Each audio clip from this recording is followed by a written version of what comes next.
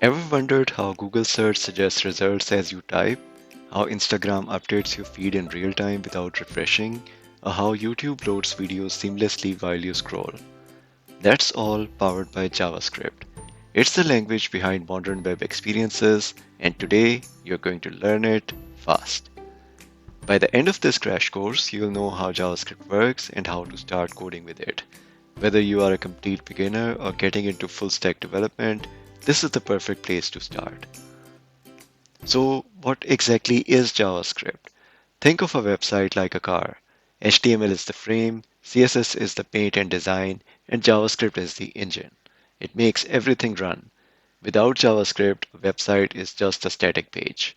But with it, we can build interactive features, animations, and even entire web applications. Before JavaScript, websites worked like old school DVDs. You had to refresh the entire page just to see new content. And believe me, reloading entire page was and still is painful. But JavaScript changed everything.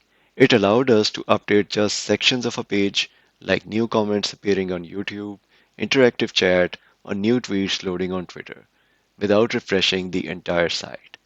This made websites faster, smoother, and more interactive, completely changing the way we use internet today. JavaScript runs inside your web browser.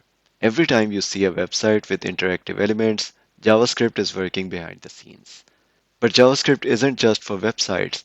With tools like Node.js, we can run JavaScript on servers, build APIs, and even develop full stack applications. There are two main ways to run JavaScript: inside an HTML file or directly in the browser console. So here's an example of JavaScript inside an HTML file, and you are seeing Chrome Developer Tools that I opened using right-click Inspect to show you the contents of HTML file. The script tag in head section contains JavaScript. When we load this HTML in a browser, it runs automatically and will show you an alert or message box saying hello world. So let's try it by refreshing the page, reload, and you can see the message box up top saying hello world.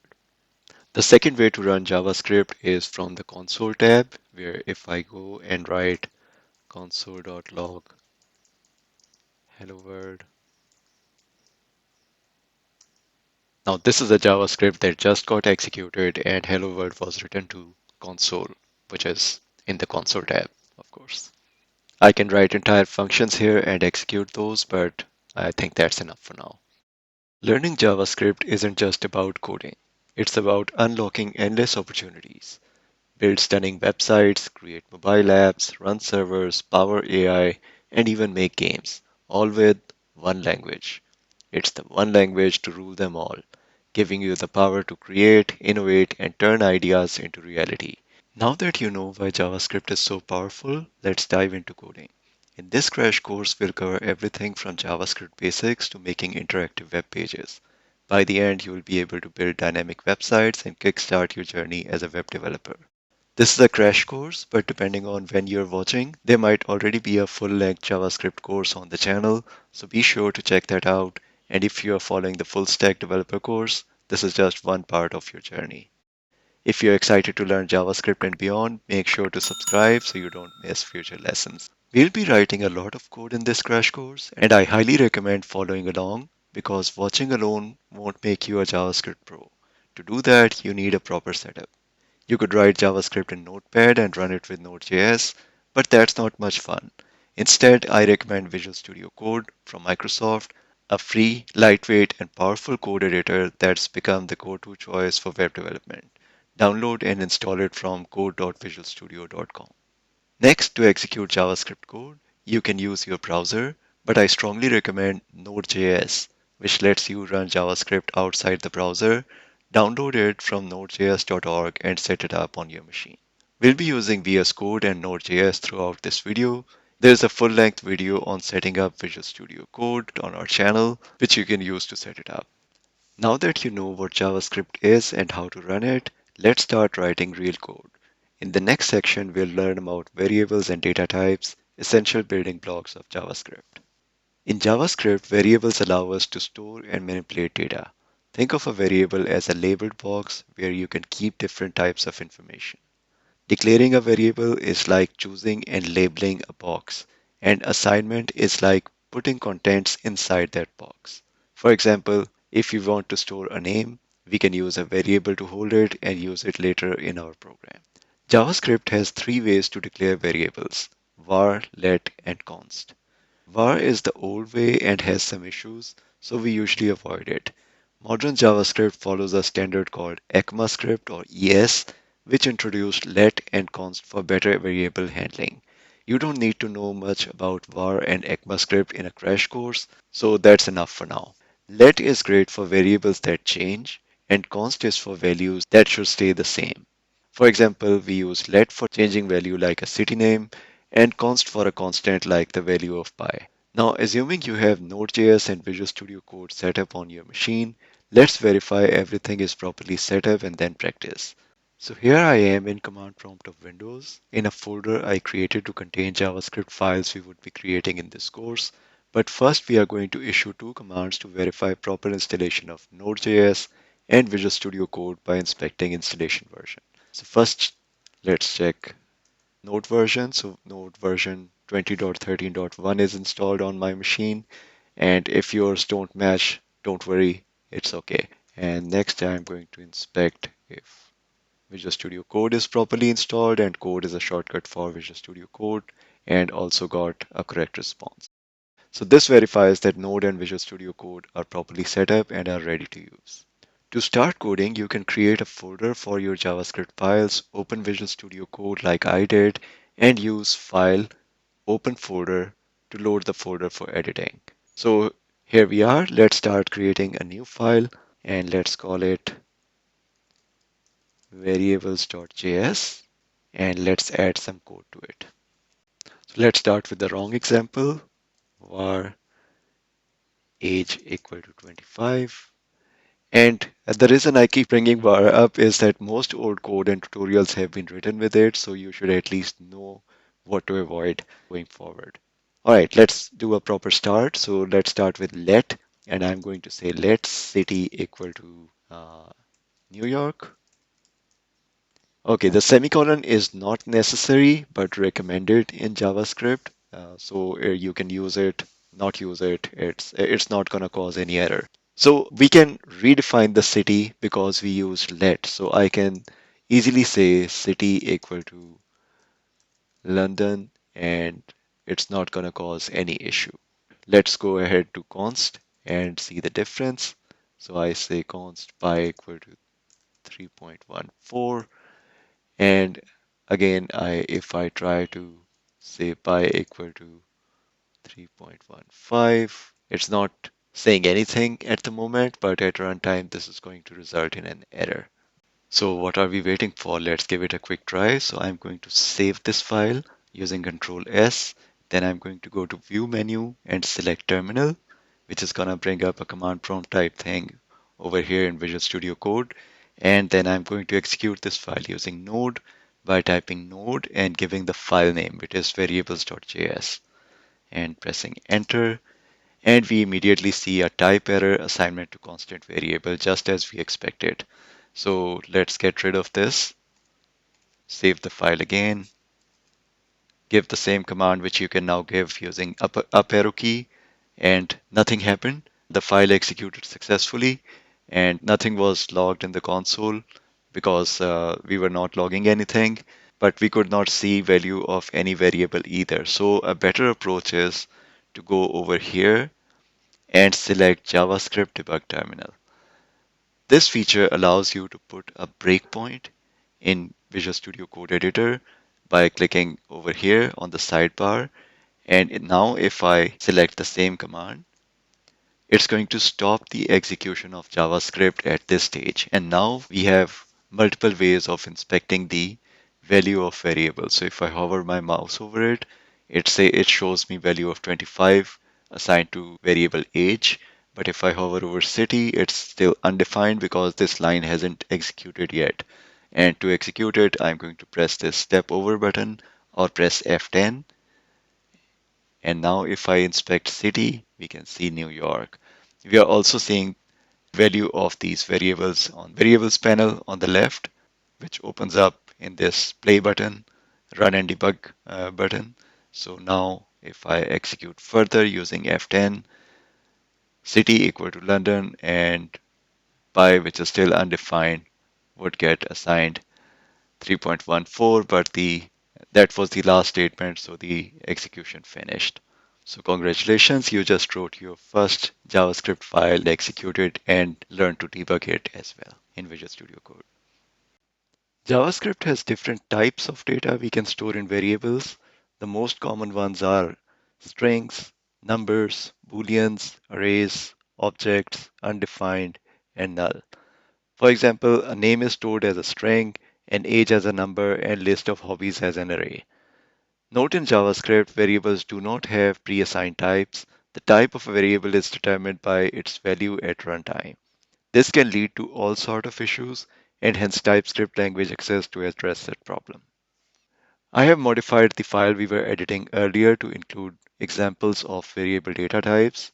For example, name would be a string type, age would be a number, is married would be a boolean, address would be an object, ninth planet would be undefined since we kicked Pluto out, and zoo guest in unicorn enclosure would be null because we are not seeing the guest anytime soon. So next we have two categories of data types, primitive and reference types. Primitive types like numbers, strings, and booleans are stored directly in memory, and when assigned to another variable, a copy is made. I'll demonstrate in an example and that would make sense. Reference type, on the other hand, like objects and arrays, store a reference in memory for the value. Means changes to one variable also affects the other variable. For example, if we assign a number to another variable, the original value remains unchanged. But if we assign an object to another variable, modifying one will also change the other. Okay, I paused the recording and came up with this block to demonstrate primitive versus reference type. So here I assigned your age to age and your address to address, and then I modified the values of both age and address.city from New York to London. So let's execute it and see what we get. So I'm just going to go and do this without debugging. Oh, that is cause. Right, so if we come back here and see when your age is assigned the value of age, it gets a separate copy of the number 25. Since numbers are primitive types, any future changes to age do not affect your age. That's why even after updating age to 30, your age still holds 25. However, your address is assigned address, which is an object. Instead of copying the object itself, JavaScript copies a reference to the same memory location. This means both address and your address point to the same object in memory. So when address.city is changed to London, the change is reflected in both address and your address. This demonstrates the key difference. Primitives are copied by value, while objects are copied by reference. Same holds true for arrays, function, maps, sets, and more, which you're gonna learn later on. So next I have to introduce you to typeof demo, and which I have typed in interest of time. So typeof operator used before any variable name is going to give out its type. Rather than explaining, let me give you a quick demo. So here you can see it wrote out a bunch of console logs, and console log prints everything to the command prompt or the console that we are running it in. So the type of my name is string, age is number, is married is boolean. So whatever type was interpreted, it got printed out on the console. So this is a very useful operator. You can use it in if statements and all sort of scenarios in your real code. Also very helpful when debugging our code. So why and when is it needed? So let's say I assigned age earlier as 25, which is a number, but what if I added double quotes around it? Then the type of age would be determined as a string. So in that case, doing any mathematical operation on age is going to cause problems. So sometimes it becomes necessary to do some type conversions as well in JavaScript. And for that, I have another section, which I'm going to show you now. So here's a demo for the type conversion. So here I have replicated the scenario I was describing. I assigned my age a value of double quotes 25. So let's first print out its values and then I'll explain. So you can see it interpreted the type of my age variable as string, not a number. And we want it to be a number. So what do? We use a number, which is a predefined function of JavaScript to convert age from string to number. And what is the end result? We are typing it as well. So the type of decimal age is printed out as number. And after that, we can also do the reverse operation, that is, change it back to string. And to do that, almost every variable in JavaScript has a built-in toString function, which is going to convert it to a string value.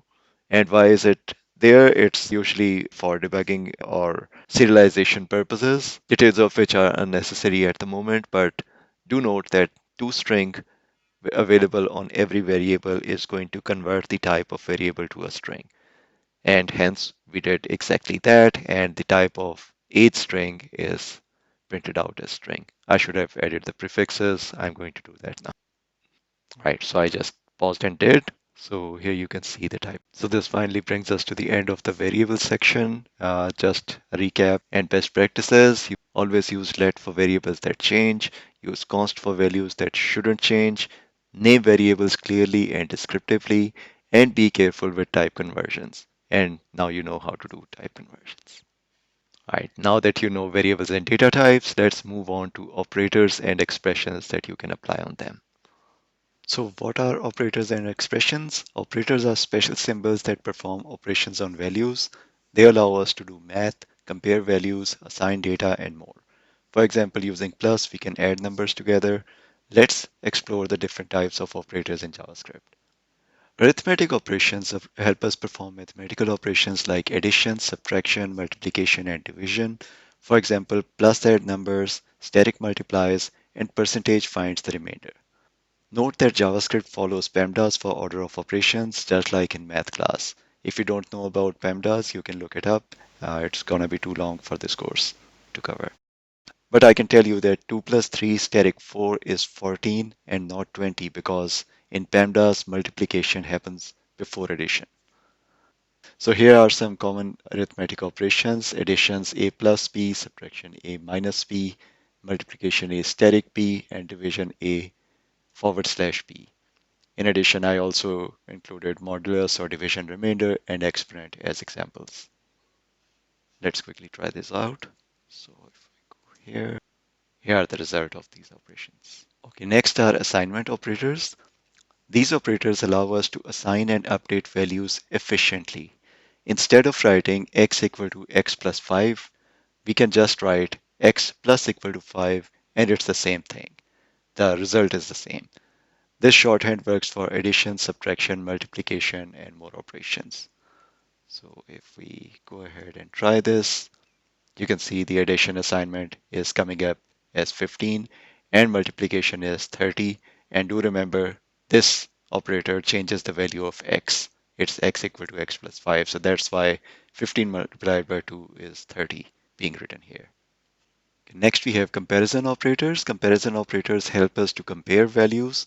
For example, p greater than q checks if 10 is greater than 20, p less than q checks if 10 is less than 20, and so on.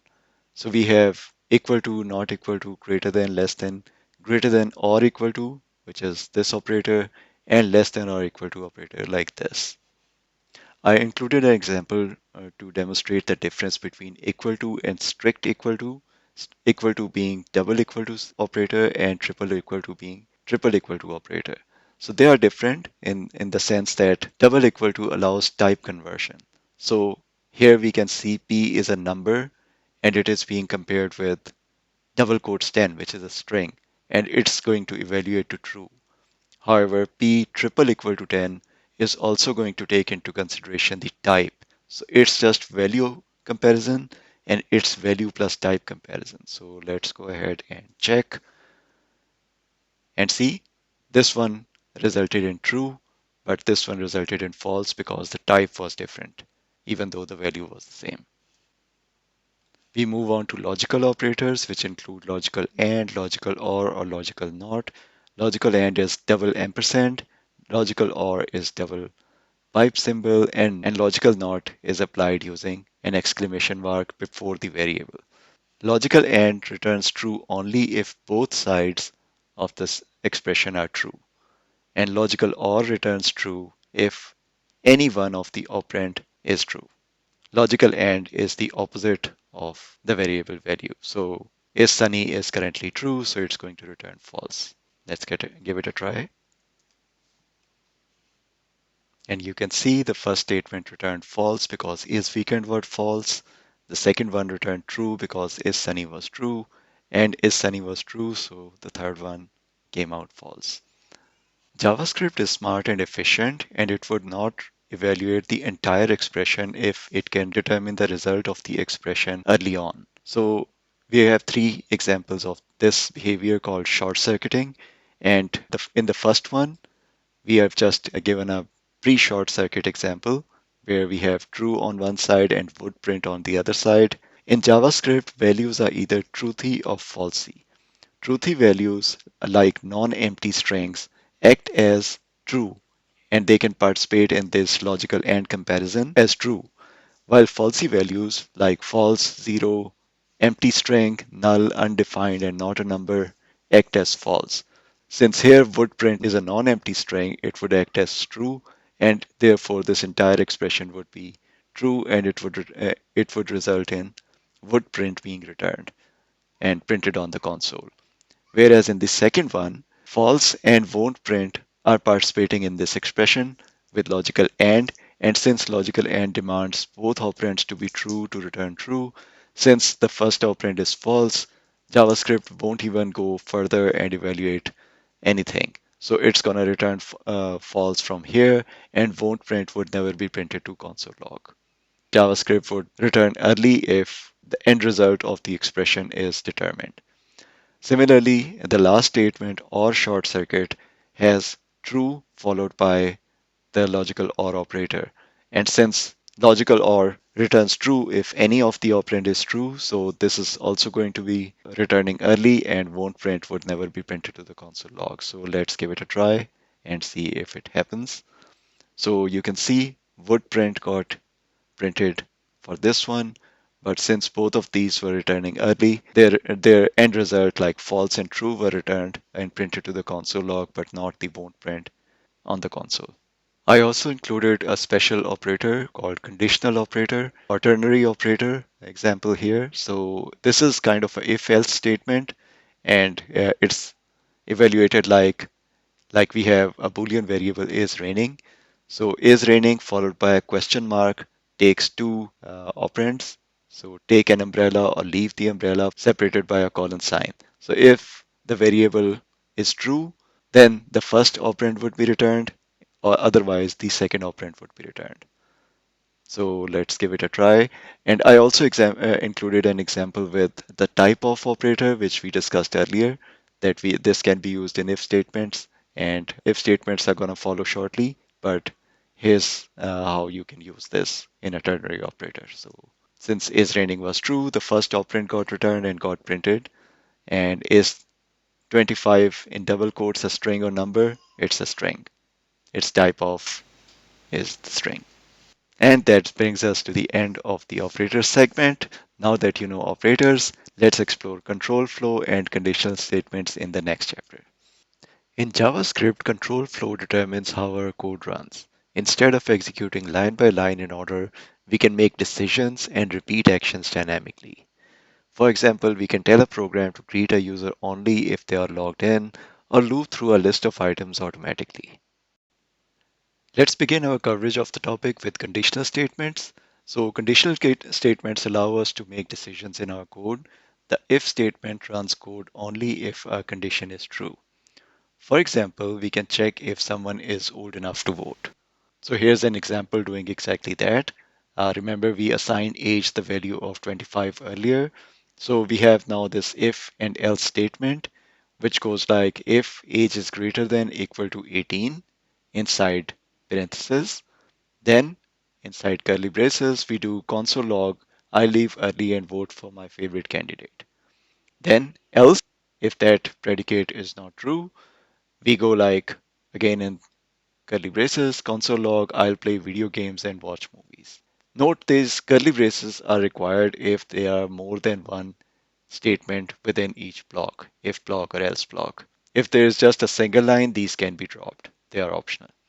So let's go ahead and execute it. Let's see if it works. Okay, so since I told you age was assigned a value of 25, the console log for I leave early and vote for my favorite candidate was executed. But sometimes a single if and else statement is not enough. There are other conditionals involved. So for that, we use a nested if or else if statement. So here's a nested if example for assigning grades to a student based on his exam score. And it goes like if exam score is greater than 90, then assign A grade. Else if exam score is greater than 80, then assign B grade. Else if C grade. And finally, a fallback or default else clause, which would get executed if none of these if statements or else if statements worked, and it's gonna console log fail. Right? So let's try this out. And yes, since our exam score was 75, the if statement and the first else if statement did not pass the criteria, and hence we got a C grade. Note one has to be careful with too many nested if statements. The code can get real messy. Sometimes there is a better way, like using a switch case statement. And here it is, a switch case example. So when you need to check multiple conditions against a single value, writing multiple if-else statements is not the option. That's where you need to use switch case statement. It provides a cleaner and more efficient way to handle multiple possibilities, making your code easier to read and maintain. So in this one, we are creating a variable role and assigning it a value of admin. So the switch statement checks the value of that variable and it compares to each case statement down below. So the syntax is switch, and then we give the variable inside parentheses, and then we have case statements for each value that that variable can have, which we are handling. So if a match is found, for example, the role admin, then the corresponding code inside that block runs. So it's going to log access granted full control if the role value was admin. And the break statement prevents the execution from continuing to the next case, right? It is necessary. It takes place of the curly braces earlier, which we talked about. In case no match was found, like role had a value other than admin, editor, or viewer, then the default block runs. Default is like a final else in an if else statement that we saw earlier. Right, so let's give it a shot and we see we got access granted full control. If I change it to editor and run again, I should see access granted edit content, the one for editor. Next, we are going to talk about loops. Loops allow us to repeat actions without writing the same code multiple times.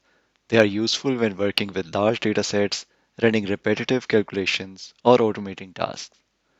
There are multiple types of loops in JavaScript. Let's start our coverage with for loops. A for loop runs a set number of times. Here, in this example, it counts from 1 to 5. It has three parts. The initialization, which is let I equal to 1, the condition I less than equal to 5, and the increment, which is I++, that is going to increment value of I by exactly 1. So let's give this loop a go. Here we are. After loops and for loop, we see I being written out as 1, 2, 3, 4, 5 value. Here we are just writing a console log with value of I, but you can do all sort of things in this block within those curly braces. Another type of loop is a while loop, which runs as long as the condition it's working with remains true. This is useful when we don't know in advance how many times the loop should run. So here we have a crude example that j equal to 1, and while j is less than equal to 5, we are going to log to console its value, and then we are going to increment the value of j ourselves. So this is a very crude example, but the j need not be an integer, or there can be any kind of predicate that you can use for the while loop. As long as that remains true, the while loop would keep running. We also have its closely related cousin, which is the do while loop. A do while loop always runs at least once before checking the condition. It goes like this. We assign a variable some value, and then we do, and in curly braces we execute the block for this do while loop, console logging the number and incrementing it. And at the end, after these curly braces, we have while and with the conditional statement inside. As long as this statement returns true, the do while loop will continue to execute. Let's see that in action. So if I execute this, you can see while loop went from 1 to 5, but do while loop terminated at 2 because the condition do while number less than 3 got fulfilled. Okay, finally, I'm going to introduce you to loops present on arrays. Modern JavaScript has for each and map pre-built functions for looping through arrays in a cleaner way. We'll explore these methods in more depth later on, but I'll give you a quick tour. So arrays have for each pre-built function present on them, which we invoke by calling .for each after the variable containing the array. And the interesting part is, in the parentheses, num variable, which is defined without let or const, would be called with value of each entry in the array, and then we have the arrow followed by the handling code. Note this is the one-liner syntax in which we execute only one statement, which is the console log here. But down below we have the multi-line syntax where we introduce curly braces after the arrow, and then we can write as many statements as we want. Note the for each gives you not only the num variable but also the index variable. So note you can use any name instead of num, and that won't matter. Right, let's put it to the try. And if I do this, you can see the single line and multi-line both executed 5 times. It started from 0, so 0, 1, 2, 3, 4, 5 times. Let's also have a quick look at array.map. Array.map is a way of creating a new array from an existing array by performing some operations on each element of an array in a loop. Why the name map? Well, we are mapping from input array to something else, hence the name map. So here we are going to create a squared numbers array from our numbers array. So the syntax is pretty much the same. Dot map. Num would be called for each element in the array, and the operation we are doing is multiplying num by itself, creating a squared array. So let's see that. And see, the squared number array was created with just one line of code. Discussion on loops won't be complete without a break and continue. So break causes the loop to stop early. This is useful when we find what we are looking for and no longer need to continue looping. So in this example, we are terminating the loop at I equal to 5. So if I go ahead and execute it, you see it stopped at 4 because when I became 5, we did the break statement which terminated the loop before console.log I could happen. The continue statement skips an iteration without stopping the loop. This is useful when filtering out specific values. For example, we did not want to process 3, right? We are only interested in 1, 2, 4, and 5. So this is what it's going to do. If I equal to 3, it's going to continue, which is going to just start the next iteration and skip any lines that follow until the end of the loop. So let's see what it does. I should have introduced a console log to break, but here it's doing 1, 2, 4, and 5. And this brings us to end of the loop chapter. Now that you know how to control program flow, let's dive into functions in the next chapter. Functions are one of the most powerful features in JavaScript. They let us write reusable, organized code instead of repeating the same logic over and over. Think of a function like a machine. You give it inputs, it processes them, and it produces an output. A function is declared using a function keyword, followed by a name, parentheses, and then curly braces. Inside the curly braces, we write the code that we want to execute when the function is called. To run a function, we invoke it by writing its name, followed by parentheses. just like this. Functions can take inputs called parameters, which allow them to work with different values. When we call the function and provide actual values for those parameters, those values are called arguments. Here, this function takes a name parameter and use it inside its body. And when we call it with John, John becomes the argument that gets passed in. We can also set default values for parameters in case none are provided. For example, I can go ahead and say name equal to guest. And if I execute this function now, you can see it says hello John because of this. But if I call it with no arguments and execute it again, then it's going to say hello guest using the default argument. As we mentioned, functions can process inputs and produce an output. Here's an example of doing exactly that. We have a sum function which has a and b parameters defined, and it is returning a sum of a and b. And we are using the return statement to do exactly that. So here's the call, let result variable equal to sum of 10 and 20. So it is going to be called with 10 and 20 arguments. It is going to add them and return 30, which would be returned as a variable, which can be copied over to result variable. And then we are going to log its output. So let's see if it works.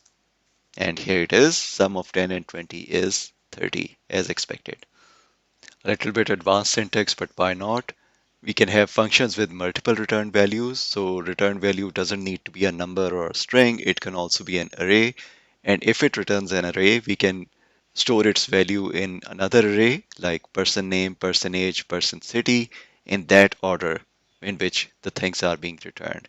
And then we can log these to the console, one or all of them. So if I do this, it correctly stored John as person name and logged it to the output. In JavaScript, functions can also be stored in variables. This is called a function expression. And here you have an example where we have a multiply constant variable, which is actually a function taking x and y inputs, multiplying them and returning the result. And if we use that in a console log, just like a variable with arguments, it does exactly what it's supposed to do. So if I do this, it multiplied 5 by 4 and logged 20. Arrow functions are a more modern and concise way of writing functions in JavaScript. They not only reduce syntax, but also behave differently when it comes to handling this, making them incredibly useful in many scenarios. And don't worry if you didn't get this part. This was for our viewers with programming background. For those viewers, just note that arrow functions handle this differently from regular functions, which we'll see in a later chapter. So arrow functions shine in cases like callbacks and functional programming, where concise syntax make code easier to read and maintain. For now, just note the difference between a regular function declaration and an arrow function. It is missing the function keyword and it is using the arrow part. The arrow function can also have curly braces for multi-line syntax. Right, you have had your fun, time to get dizzy. Next topic is higher order functions and callbacks. So in JavaScript, functions can be stored in variables, passed as arguments, and even returned from other functions. And this ability is called first class citizens. The name is not important. The ability itself is important though. So a function that takes another function as an argument is called a higher order function. So here in this code, operate is a higher order function whose third parameter is a function, a callback function, which it is going to call with the input arguments. So the example I have chosen is the operate. So this function is going to take a and b, which are number arguments, and it's going to operate using the callback function. So here I have defined two other functions, add and multiply, which we have seen before. They are self-explanatory. Add adds and returns the value, and multiply multiplies the value. The way to use it is we are using it in console log, and we are calling with operate 1020 followed by add. So we are passing the add function as an argument to the higher order function. What it's going to do, it is going to call add with a and b arguments, which are 10 and 20.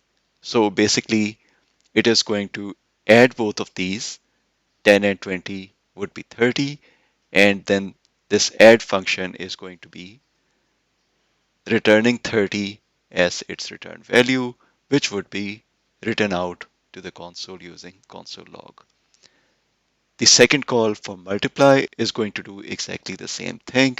We are passing multiply to the higher order function, which is going to multiply a and b, return its value, and console log is going to log it. So let's see if it works as expected. And no, it failed. What happened? Identifier oh, we used multiply somewhere before. Let's call it multiply callback. Yes. And you can see it is returning 30 and 200. I again should have used the separator. Here it is. And this is a good time to tell you that the map function on array that we saw earlier was taking a callback function just like this one. So we were passing in an arrow function to the array.map, and it was calling them with array items one by one. Before we move on from this topic, here are some best practices for writing functions in JavaScript. Keep functions small. Each function should do one thing well. Use descriptive names. The names should be clear, meaningful, and clearly describing the function's purpose. Use default parameters instead of undefined checks. Use arrow functions wherever possible. And keep functions pure, which means always return the same output for the same input. With these principles in mind, you're now ready to write clean, reusable functions. Next, we'll dive into objects. So far, we have learned about variables and how they store individual pieces of data. But what if we need to group related information together? This is where objects come in. In JavaScript, objects store data in key value pairs. Think of an object like a contact card on your phone. Each piece of information, like the name, phone number, and email, is stored under a specific label. The labels are the property names or the key, and the details you fill in are the values. Let's look at an example. Here, name, age, and city are properties of the person, and their values describe the person. To access a property, we use the dot notation,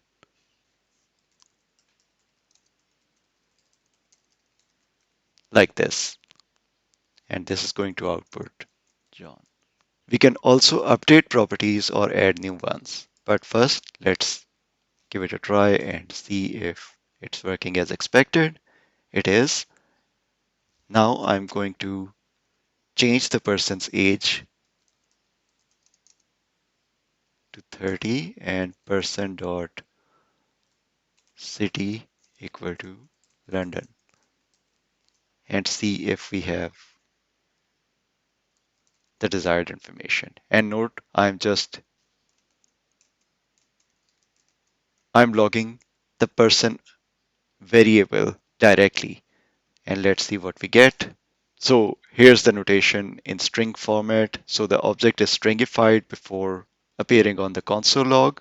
So it's showing name as John, and you can see that our object now has the new city and age property, which we updated. They are different from the original ones. Let's go beyond the basics. So objects can do more than just store data. They can also perform actions using methods or functions defined as properties. Let me explain using an example. So I can say,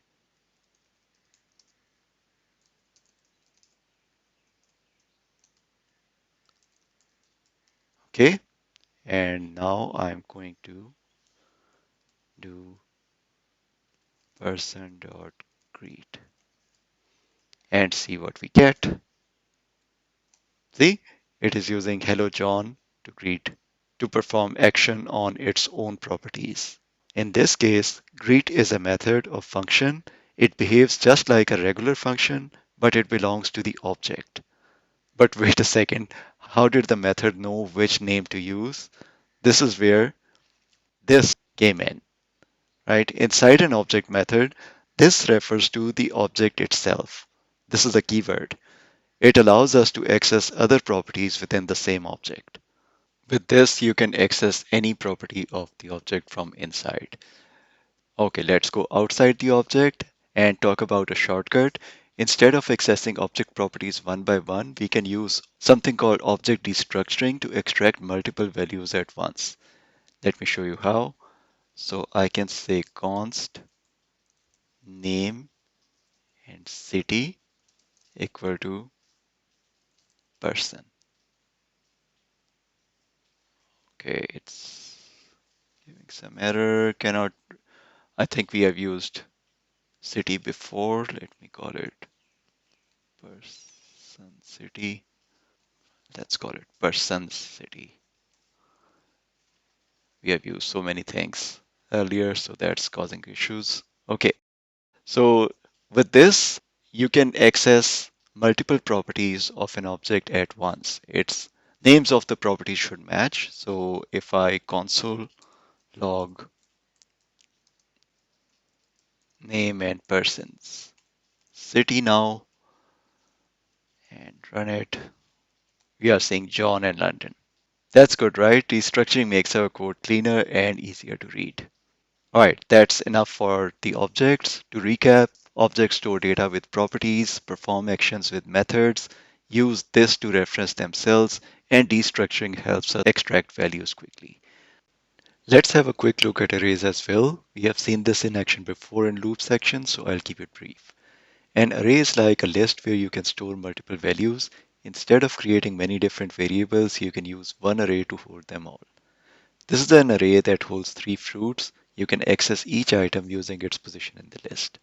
You can access items by using their index starting from 0 using square brackets. So the first item would be at index 0, the second item would be at index 1. And you can see first item apple, second banana got listed. Note there is no restriction in JavaScript on type of object an array can hold. A single array can hold multiple type of items. In this array, we have a string hello, a number 5, and an object with name John. You can store many types of data together. Let me show you how to access name of object at index 2. So we go with mixed array square bracket 2 dot name to access the property of the object. Here you go. Now you know how to access items. Let's move on to modifying items. So I'm going to modify item 2 at index 1 and change it from banana to peach. And you can see it changed from banana to peach here. Array has some built-in functions to add and remove items as well. Push is used to add items at end of array and pop function removes it from the end. Similarly, unshift adds item to start of array while shift removes it from the start. Note pop and shift return removed values which we can use to assign variables or log those to console.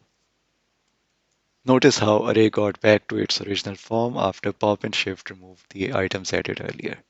Arrays are copied by reference and we have covered that before as well, so not going to repeat myself. However, I would tell you a way to make a shallow copy of array. So using square brackets and prefixing array variable with three dots known as spread operator would make a shallow copy of array. So any changes made in copy variable would not get reflected in original array for primitive or value type elements. Shallow copies still copy reference of reference type items, so this won't apply to objects and other reference items. Also note spread operator is applicable while copying both objects and arrays. Any further details do not belong in crash course in interest of time. You can see first item only got modified in the copy, but object.name got modified both in copy as well as source array. I'll end coverage of array with a way to add items to array while making a copy. So here we are combining an array of fruits with a new item kiwi and mixed array. So let's see the result. And here we go. We have the whole combined array. We have already seen loops on array in action before in function section, so I'll skip these for now. And that ends our coverage of arrays, which are excellent tools to handle collections of related data. But JavaScript isn't just about handling data, it's also about interacting with web pages. This brings us to our next topic, DOM manipulation. The document object model, or DOM, is a structured representation of a web page that JavaScript can interact with. Think of it as a tree where each element on the page is a branch. When a web page loads, The browser creates an in-memory representation of the page. This is the DOM. JavaScript can then manipulate this structure dynamically, allowing us to change content, styles, and even add remove elements. The browser continuously renders the web page based on the in-memory DOM. Every change we make to the DOM with JavaScript is reflected visually, allowing for dynamic and interactive web experiences.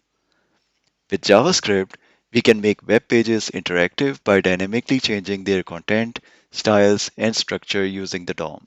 The DOM is primarily used in web browsers, but similar concept can exist in other environments. Now let's go to Visual Studio Code and learn how to do this. So far, we have been using Node to run our JavaScript, but Node.js doesn't have a built-in DOM, so we can't select or manipulate HTML elements.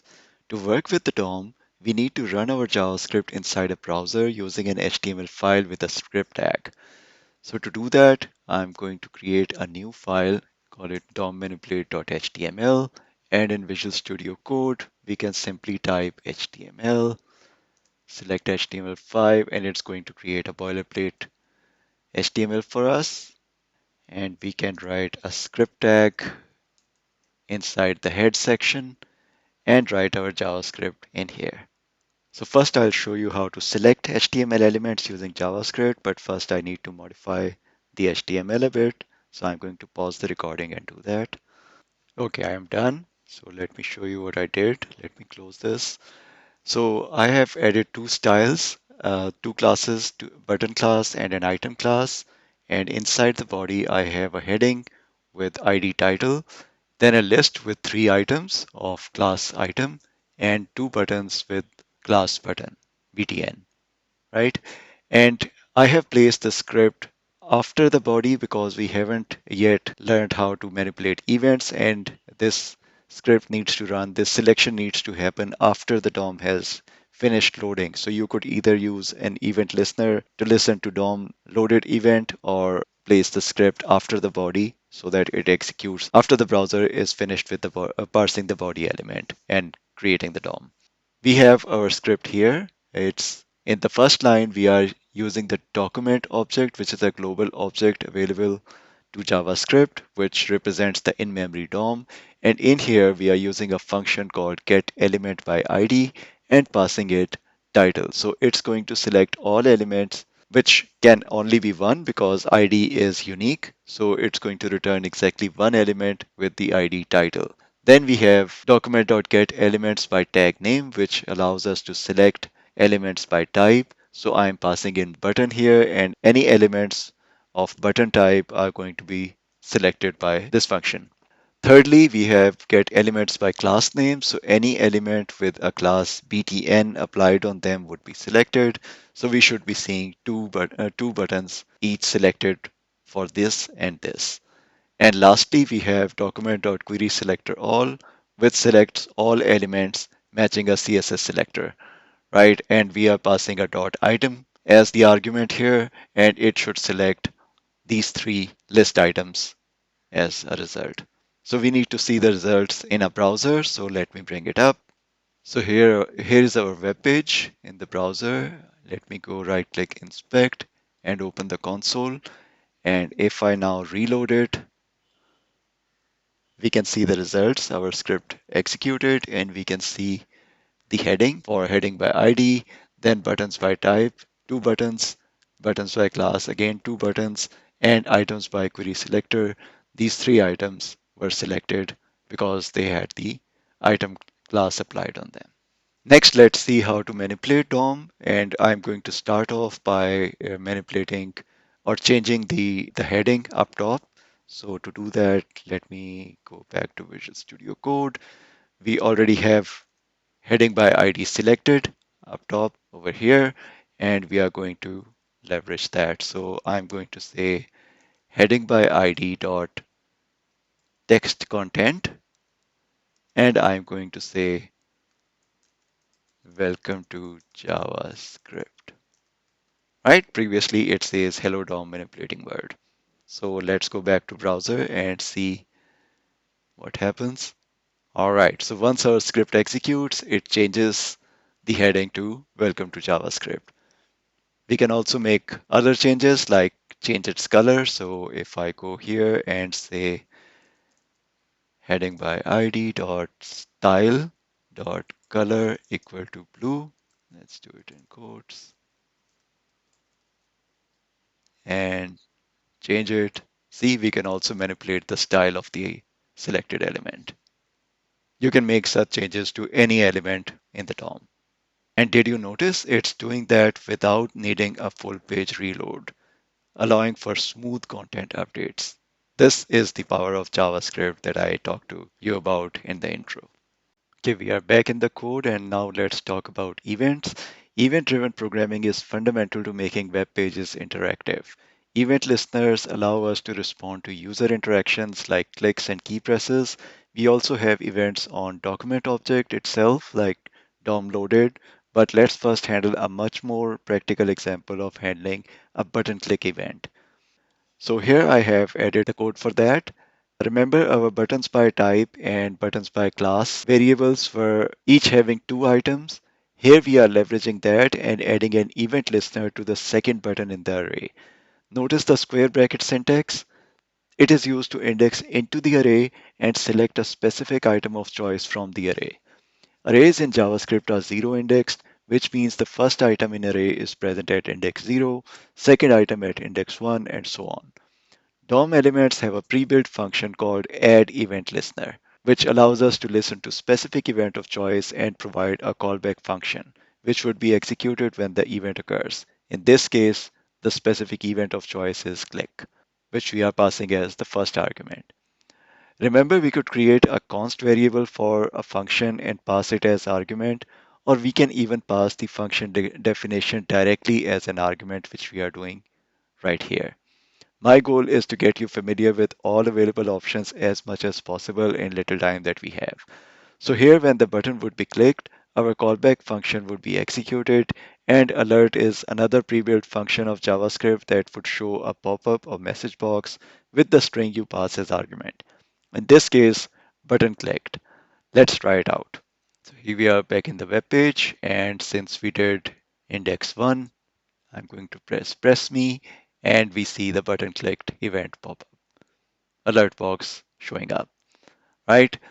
But since we did not add an event listener to click me, pressing it would have no effect. But we can assign an event listener to this button and do an even more interesting stuff, which is adding some elements in the DOM. So as you can see, I have made certain changes here. I've created a new event listener on the first button and on the click event again, and I have added this content as the body of the callback function. So here what I am doing is I am creating a new element by using document.create element and specifying the type of the element. So I would be creating a new div element in the in-memory DOM and would be assigning it to the new div variable. That new div.id would be runtime div, and I'm going to assign it text content. I was added at runtime by JavaScript. Wow. And since this is just a variable, it doesn't exist in the DOM yet. So we would be adding it to our runtime DOM by using document.body.append child and passing it as an argument, right? And it's going to append it to the body element of the in-memory DOM, and it should appear on the browser. I have changed the implementation of the second button event listener, and here I am finding the runtime div that we created in the first button click by using getElementById, assigning it to the runtime div variable, and then I am calling document.body.removeChild and passing it as the argument. So let's save it, go to the browser and give it a try. So I'm going to press the click me first, and we can see I was added at runtime by JavaScript. Wow. And if I press the second button, that should be removed. And here it goes. And did you see how smooth it was? No reload required. Nothing else changed. It was awesome. That's the power of JavaScript that we love.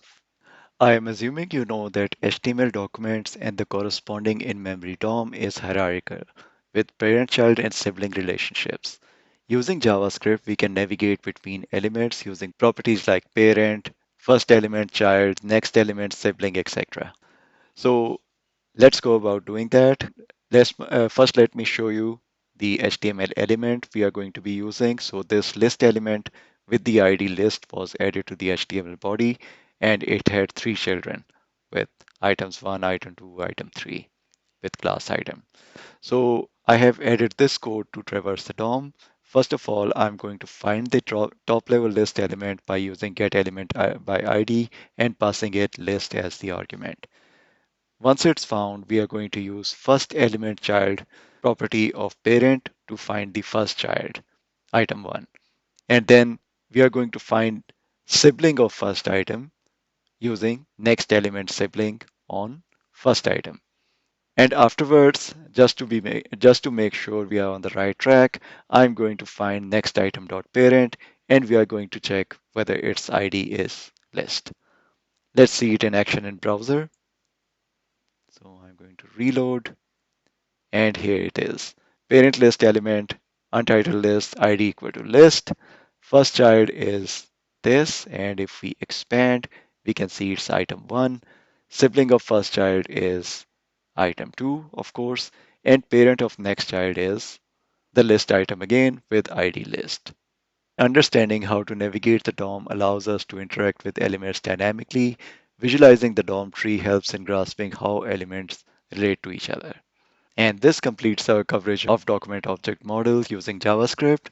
Next is a very exciting topic about async JavaScript. So let's go to it. Imagine you're at a restaurant with one waiter serving all the customers. The waiter takes an order from table 1, then goes to the kitchen and waits until the food is fully cooked before moving on to the next table. Meanwhile, all the other customers are stuck waiting. This is how JavaScript works by default. It waits for one task to finish before moving to the next. Now, what if one customer orders something complicated that takes 20 minutes to cook? No one else can even place their order until it's ready. The entire restaurant slows down.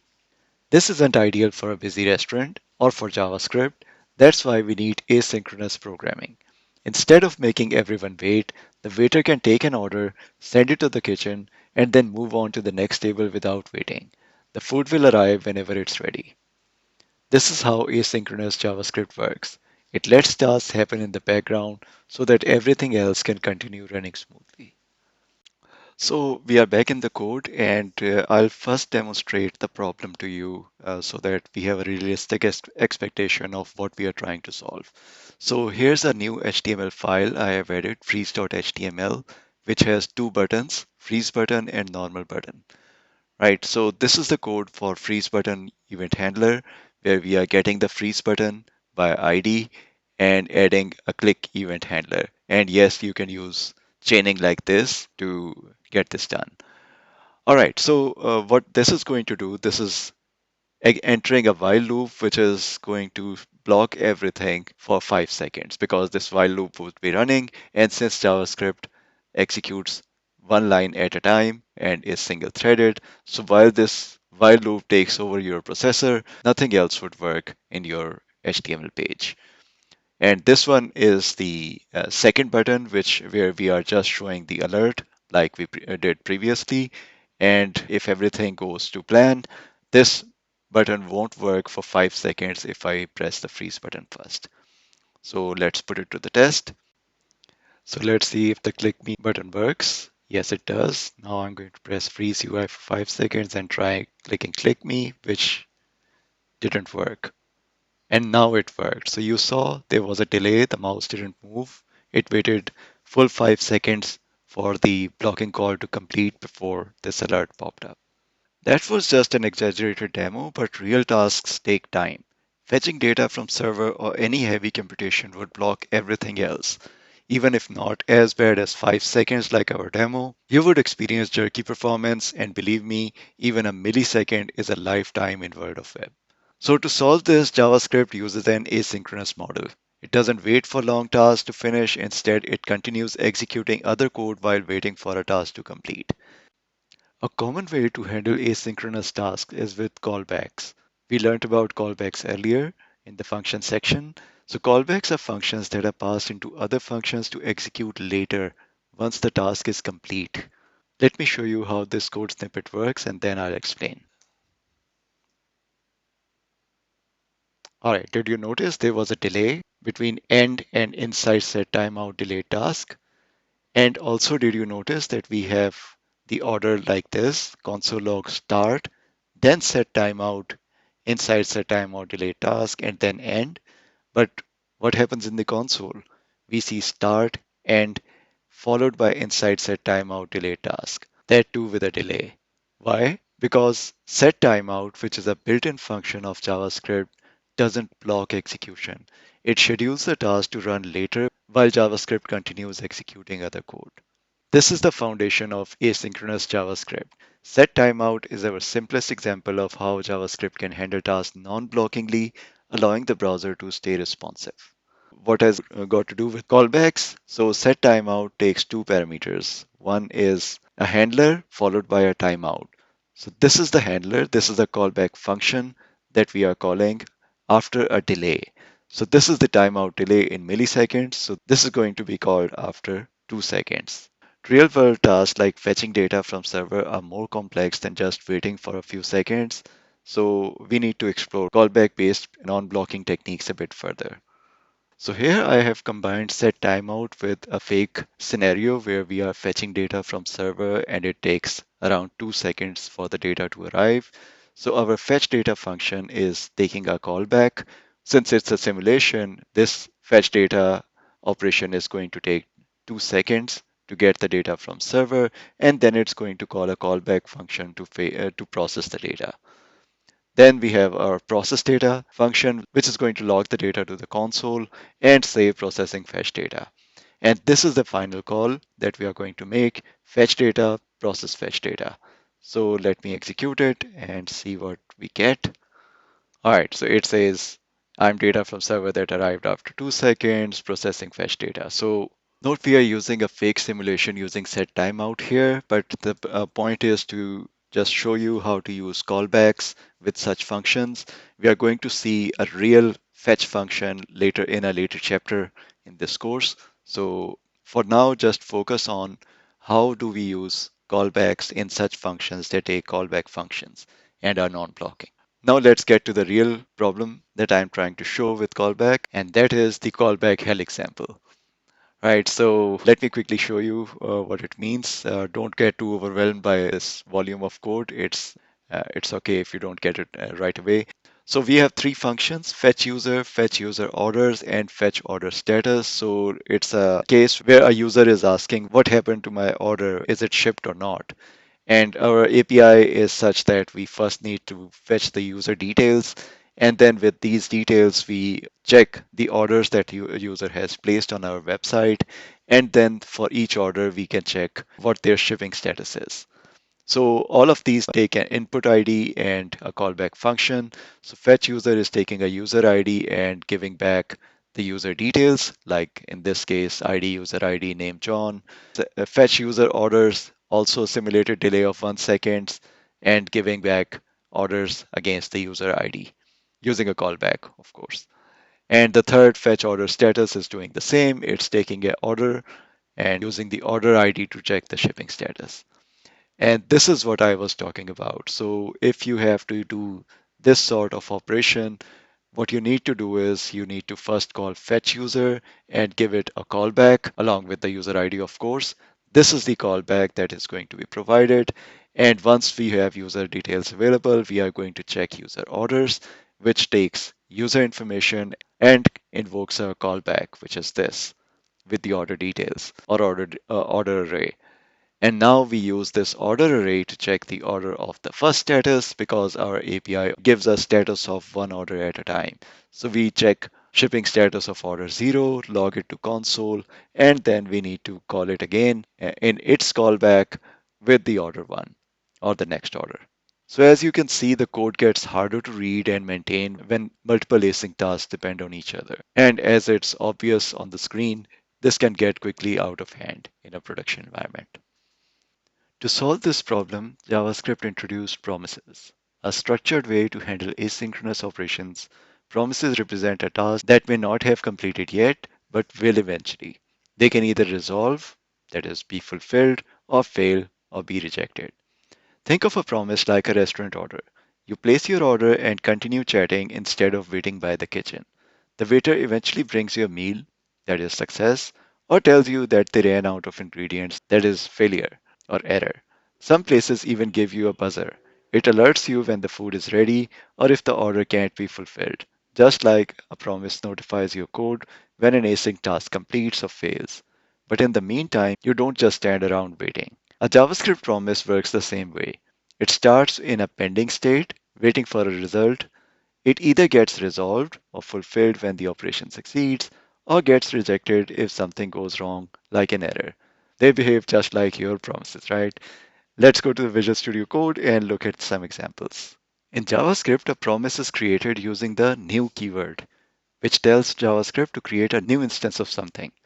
So far, you have seen objects written with curly braces, like curly braces name Joe, age 25, but JavaScript can also create objects using new. When you use new, JavaScript calls a special built-in function to create an instance of something. The new object part might look strange because it has parentheses, just like a function call. That's because object is actually a special built-in function called a constructor. When we use new object, we are telling JavaScript to call this built-in function, which then creates and returns an empty object for us. We can then add properties to it, just like we did here and here. JavaScript has other built-in constructor functions too, including one for promises. Just like new object creates an object, new promise creates a promise. But unlike objects, promises don't just store data. They represent an operation that will finish in the future. And that's why we pass in a function when creating a promise. While we write new promise, we pass in a function as an argument. This function automatically receives two parameters, resolve and reject. Think of resolve as the way we deliver a successful result and reject as the way we report a failure. So let's see this in action with a real example, ordering food. The promise starts running immediately, logging order placed on the console, simulating an order being placed. After a delay, like 2 seconds, it either resolves successfully, meaning the food is ready, or rejects if there is an issue, like we ran out of ingredients. To make it look realistic, inside of a promise, we are using setTimeout to simulate waiting for the food to be prepared. But we don't want it to always succeed or always fail. We want some randomness, just like in real life where a restaurant might run out of ingredients. So we use mat.random function, which is again a built-in function of JavaScript, and greater than zero point 0.3 to generate a success 70% of the time. If the number is greater than zero point 0.3, we call resolve, means the food is ready. Otherwise, we call reject, meaning the order couldn't be completed. Now that we have our promise, how do we get the result? This is where .then and .catch come in. When the promise resolves successfully using this line, .then runs and gives us the success message. If the promise is rejected, .catch runs instead, handling the error. So in our example, if the food is ready, then .then will log success, your food is ready. But if there is an issue, .catch will log error, sorry, we ran out of ingredients. This lets us handle both outcomes separately, making our code cleaner and more readable. In case you are wondering what happens if promise resolves before JavaScript reaches the .then line, well, a resolve or rejected promise stores its results indefinitely until .then or .catch is used to handle it. So if you never write a .then, the resolved value is still stored, but it just sits there unused. Think of it like ordering food but never picking it up. The restaurant still keeps track of your order, but it just stays there waiting. Okay, now that you understand this completely, let's give it a try. Okay, as expected, the first statement to be logged is order placed. After that, doing other things while waiting, and then food order.then was executed, but nothing was logged, and still not logged carry on was logged instead. After a while, like 2 seconds, we get the success message, success, your food is ready. I'm sure if I keep trying, I'll get the error as well, as we have introduced this randomness, but I'm going to leave that part in the interest of time. Remember this? We saw that earlier, how deeply nested callbacks can make code messy and hard to read, known as callback hell. Let's see how promises help us avoid that. So here's the same code using promises instead for fetch users, like we are using return new promise with resolve, and we can do that. In here, we are using set timeout and resolving after 1 second with this value. So this would be returned when promise resolves. Okay. Same goes for fetch orders, taking user, returning this after 1 second, and similarly fetch order details, taking order and sending out the shipping status. Now with promises, we can clean up the callback hell using promise chaining, where each step returns a promise, passing the result to the next dot then. This creates a clear top to bottom flow instead of a pyramid of nested functions, right? Note this is the exact same process using promises. First we fetch the user like this, then their orders, then finally the order details, each step neatly following the other. If anything goes wrong in the entire chain, the dot catch at the end handles the error. It gets a special error object which we are logging to the console. This makes our async code much more readable and maintainable compared to the callback hell we saw earlier. So promises help us avoid callback hell and write neat, clean code with promise chaining. But JavaScript gives us an even cleaner way, async await. This lets us write asynchronous code that looks just like regular synchronous code, making it easier to read and understand. First, let's talk about async. When you mark a function with async, JavaScript automatically makes it return a promise. Even if you return a simple value, JavaScript wraps it in a promise for you. Let me show you. See how calling example doesn't just return hello, instead it returns a promise that eventually resolves to hello. This is the first key thing about async. It ensures that the function always returns a promise. Now, inside an async function, we can use await to pause execution until a promise resolves. Let's see that in action. The function fetch data here is marked async over here before the function. So we can now use await inside it. When we await a promise, just like we are doing here by prefixing it with await keyword, the function pauses at that point, waiting for the result. But JavaScript doesn't stop. Other code outside the function keeps running. Let me show you. Execute it. So here's the result. So what happened? Fetch data was called, and we saw fetching data being printed to the console because there is no promise, no async await happening at the moment. And inside the new promise, we are doing set timeout, so data fetch doesn't get printed immediately. Instead, doing other work is printed. In the next line, however, we start awaiting this data promise, which is going to take 2 seconds to complete because the timeout hasn't triggered yet, right? So this line, console.log data, is not printed. Instead, the line after the function call or invocation, script continues executing is printed.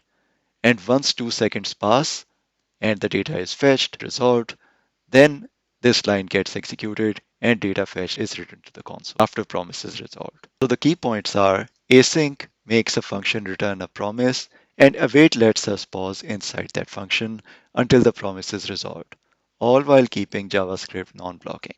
Since fetchData function itself is async and returns a promise, you must be wondering what would happen if we prefix it with await. So let's try it out and see what happens. And something went wrong. And it says await is only valid in async functions and the top level bodies of modules, right? So in JavaScript, await can only be used inside an async function unless you are in a special environment where top level await is allowed, like modern ECMAScript modules or ES modules. ES modules are a way to organize code into separate files, and in those files, JavaScript does allow await at the top level, like this. But in the regular script like ours, JavaScript doesn't know what to pause while waiting for the result. So it throws an error. We won't be going into details of what ECMAScript modules are. So this is where we draw the line. Let me quickly go over some related useful promise functions, particularly Promise.all and Promise.allSettled. They're used to execute multiple promises in parallel. So they are excellent tools in code optimization as you don't have to wait for one promise to start the other. However, they differ in one key characteristic. Promise.all would fail fast, means if any of these promises reject, it would reject itself immediately, discarding all other results. In comparison, Promise.all.Settled runs multiple promises in parallel and waits for all of them to complete, whether they resolve or reject. It returns an array of all results, showing which succeeded and which failed. To use this, I have this example where we have task 1, 2, 3. We have seen this countless times. So we are going to focus here. So here we are awaiting promise.all and passing in an array with these three tasks inside. And we get the result and all tasks completed if all promises pass. If any one of them fail, we are going to get the error and lose track of the other ones. For promise.all.settled, we'll always get the result whether these promises fail or succeed. So let me first try out with all promises succeeding. So I'm going to try this out. Okay, here you can see the promise.all gave this output: all tasks completed, task 1 done, task 2 done, 3 done, and the other one logged out task 1, 2, 3 in the form of array as well. But let's see what happens if one of them fails. So control forward slash to uncomment the line and control forward slash to comment this line. Okay, so now the promise.all rejected with error in one of the tasks. Task 2 failed because we rejected with this string. So it logged it as the error message. And the other one, the promise.all settled, gave a status for all of these. Task 1 succeeded, task 2 failed, and task 3 succeeded. So bottom line is use promise.all when you need all promises to succeed or want to stop early on failure, and use promise.all settled when you want all results even if some of them fail. Now that we understand the basic of async JavaScript, let's review some best practices for writing clean async code. Always handle errors. Whether you are using dot catch with promises or try catch with async await, it's crucial to always handle error in your async code. Avoid blocking the main thread. While async code runs in the background, long-running synchronous operations can freeze the UI as we saw in an earlier example, optimize heavy tasks or offload them to backend servers. And lastly, use promise.all or all settled for parallel execution. Always prefer running multiple promises in parallel if situation allows, rather than sequential execution. Both of these functions can execute them in parallel, making your app more efficient. Before we wrap up, let's briefly discuss arrow functions and the this keyword in async code as a bonus topic. So in JavaScript, this refers to the object that called the function. But things get tricky inside callbacks, especially when we use setTimeout or similar asynchronous functions. Right, so here's an example, some of it like this show classic function we have used before, where the function can access member variables using this.name, right? And you can see that when we call object.showClassic, it is correctly able to get the object's name using this.name and log this line. But what happens when we use setTimeout? Notice show with delay. It's a function in which we are using setTimeout, and in its callback function, we are using regular function, again followed by this.name. And you can see it logged regular function undefined. It wasn't able to find the name of the this.name, which was JavaScript. So why this discrepancy? So even though show with delay is a method of obj, the function inside setTimeout is not. It's a regular function. Since setTimeout is running in the global execution context, this becomes the global object, Windows in browsers or global in Node.js. Think of it this way. This function is defined directly within the obj, but setTimeout gets a callback which is not part of obj, and therefore this is not pointing to obj in this callback function, and therefore this.name does not exist, and hence we see undefined here. So how do we fix this? We use arrow functions. Let me show you. So instead of function, I just use brackets and do this. Now let me try it again. And this time we see regular function JavaScript being logged. So how did it work? Arrow functions don't have their own this. Instead, they inherit this from the surrounding function. In this case, the arrow function inherits this from show with delay, which refers to obj. Alright, don't worry if it didn't make perfect sense to you. It was a bonus topic, so once you start using these things in production, this information will come in handy then. When building modern web applications, it's common to need to communicate with servers to send or receive data. HTTP requests allow us to fetch data from external sources like APIs or send data to a server, like user information in a form. The Fetch API is a modern, flexible way to make these HTTP requests in JavaScript. Let's dive in and see how it works. The Fetch API uses a simple syntax to make HTTP requests. Here's the basic structure. Fetch takes a URL as its argument and returns a promise that resolves to the response object. In this example, we are fetching data from an API from baconipsum.com, a website that allows you to make fetch calls and return some dummy text. We are using the .then method to handle the response. As you might have guessed already, fetch is an async function and therefore its response is a promise. So let's break it down. Fetch call itself, this sends the HTTP request to the URL. Then, when the response comes back, we convert it into text, and after parsing the response, we log the data to the console over here. In case of any error, it is logged to the console using this line, using .catch. Let's see that in action. See, it brought back all this text from the API and logged it to the console. Often when making requests, we get data back in form of JSON. JSON or JavaScript Object Notation is a lightweight data format used to send and receive data between a client, a browser, and a server.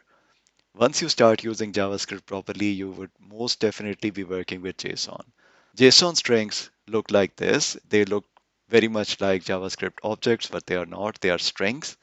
The JavaScript Fetch API makes it very easy to handle this data with its .json method. So let me show you an example. Here we are fetching a list of posts from a sample API. Once the data is returned, we use .json function to pass the response, turning it into a JSON object that we can work with. Let me show you. See, they are all fake posts from this API. Note we could also use async await for a cleaner syntax when dealing with the asynchronous code. So let me get to it. So this is the same code but using async await, and we are using await here. So it's gonna call fetch on the URL, same URL, call response.json once we get its response, and then it's going to console log the post. And it's using try catch to handle the errors. Let's see how it works. See, same result. Very straightforward, right?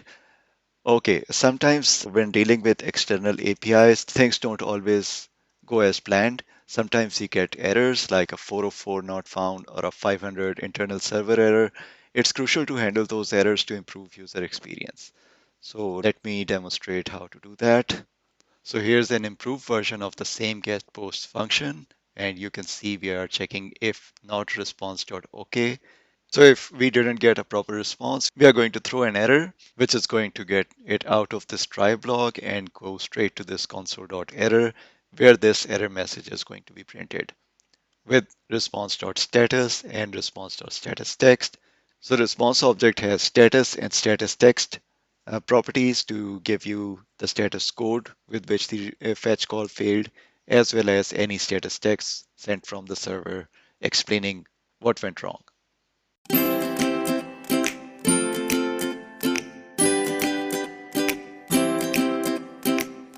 And that, folks, wrap up this JavaScript crash course. We have covered a ton of topics, but we were just able to scratch the surface.